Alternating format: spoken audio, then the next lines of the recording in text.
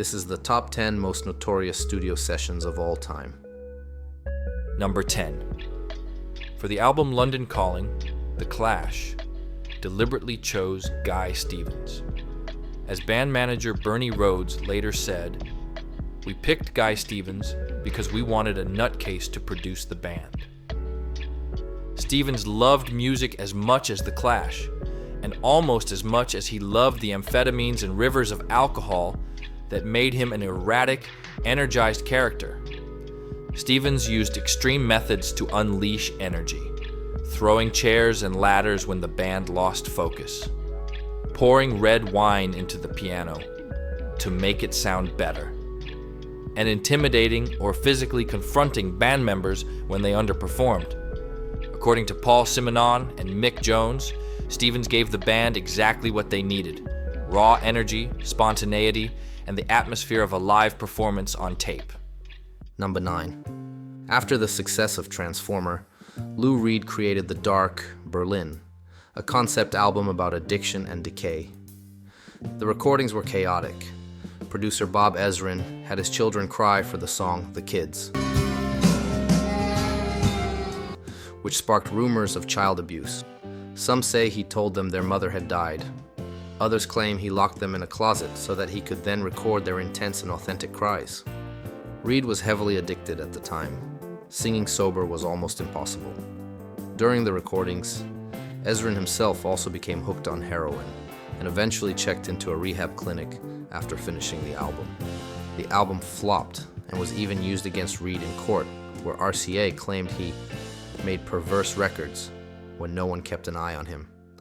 Number 8. The sessions for Nevermind the Bollocks were pure chaos. After their infamous Grundy incident, where they swore live on TV and caused national outrage, Dirty fucker. What a fucking rotter. the band had already been dropped by 2 record labels before putting out their debut album. The Sex Pistols were a disaster in the studio. They often turned up late, drunk, or stoned, and for producer Chris Thomas, it was like trying to control a gang of loose cannons. Meanwhile, Sid Vicious had replaced Glenn Matlock, but couldn't actually play bass. Luckily, Sid was in the hospital for much of the recording due to hepatitis, which saved the sessions from even more chaos. We tried as hard as possible not to let him anywhere near the studio, guitarist Steve Jones later admitted. Jones ended up recording almost all the bass parts himself. Sid's only contribution was on the track Bodies, but his bass part was mixed so quietly that most listeners can't even hear it. Number 7. The atmosphere within the Beatles had already turned sour since the recordings of the White Album in 1968. But during the recording sessions of Let It Be, things worsened.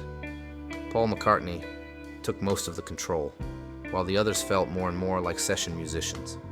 As Lennon put it, We got fed up of being sidemen for Paul. at the same time, Lennon sank deeper into heroin addiction and became more distant from the others. What made it worse was Yoko Ono's constant presence in the studio. Where partners usually stayed away, Yoko was always there, often sitting right next to Lennon during recordings. For the other band members, this felt like she was entering their creative space. It caused discomfort and irritation. As Paul McCartney put it perfectly later, it was as if we had already lost John. He was in his own world with Yoko. Number 6. Before recording Saint Anger, Metallica's bassist Jason Newsted left the band. He was tired of the constant fighting and strict rules. His departure left Metallica as a broken trio, and the mood in the studio turned dark. Things got worse when James Hetfield went to rehab for alcohol and drug problems. Therefore, recording stopped for months. When he returned, they could only work 4 hours a day to protect his recovery. James stormed out at 5, but the others kept recording behind his back. The next day, he found out and exploded. Furious, he banned them from ever working without him again. In the end, things got so bad, they had to bring a therapist into the studio just to keep the band from falling apart. Number 5. The recording of Exile on Main Street is one of the most legendary and chaotic chapters in Rolling Stone's history. In 1971, the band fled the UK to avoid high taxes and settled in Villa-Nelcote, Keith Richards' mansion on the French Riviera. What was meant as a creative escape soon became a swampy, decadent nightmare. Recordings took place in a poorly ventilated basement. While above ground, the villa turned into a non-stop party.